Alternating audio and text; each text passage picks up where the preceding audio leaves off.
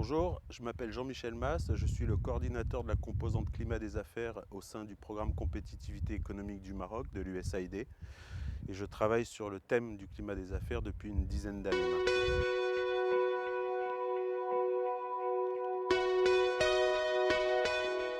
Alors le climat des affaires, qu'on appelle aussi l'environnement des affaires, en fait c'est tout l'environnement légal et réglementaire dans lequel évolue une entreprise, depuis sa création jusqu'à sa radiation ou sa transmission. Une entreprise, dès sa création, elle a affaire à l'administration, elle aura à avoir à manipuler des procédures administratives, et ça c'est vrai tout au long de sa vie. C'est ça le climat des affaires.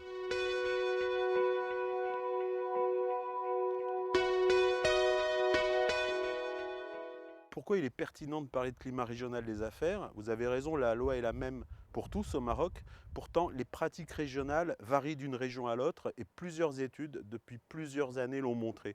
Pour une même procédure, les délais de réalisation de cette procédure, par exemple, peuvent varier d'une simple au double d'une région à l'autre parce que les pratiques administratives sont différentes d'une région à l'autre.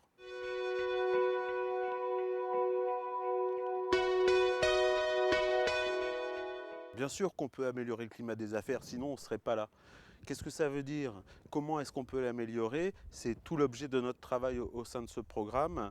En fait, travailler sur l'amélioration du climat des affaires, la plupart du temps, c'est travailler à l'harmonisation, à la simplification des procédures administratives. Et pour une bonne raison, pour rendre la vie plus facile à l'usager, qu'il soit un simple citoyen ou une entreprise. Concrètement, dans notre programme, et à titre d'exemple, on a travaillé sur la procédure création d'entreprise, dans la perspective de réduire les délais de création d'entreprise. On a travaillé sur l'autorisation de construire pour faciliter la vie des architectes et des promoteurs immobiliers. Et je pourrais vous citer comme ça de nombreux exemples.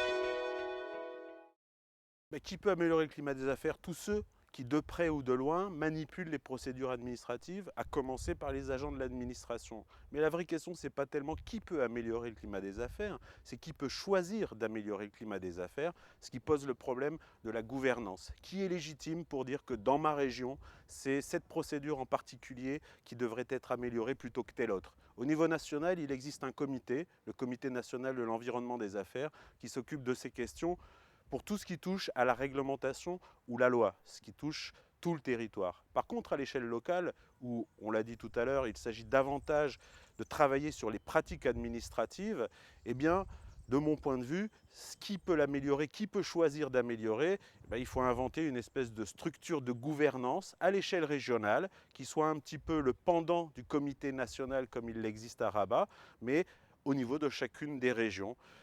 C'est une initiative que l'on essaye d'introduire au Maroc à travers la création des comités régionaux de l'environnement des affaires, dont la vocation première sera bien d'essayer de prioriser les actions en vue de l'amélioration du climat régional des affaires et de superviser le suivi de leur bonne réalisation.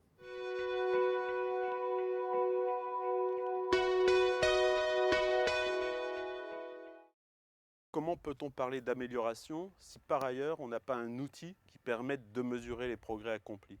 Alors au niveau national, il existe un classement international qui s'appelle le Doing Business et qui permet de mesurer la place du Maroc, mais en fait c'est la place de Casablanca parce que c'est bien les données de Casablanca qui sont recueillies, donc qui permettent de mesurer les progrès accomplis à l'échelle nationale. À l'échelle régionale, il n'existe aucun outil à ce jour.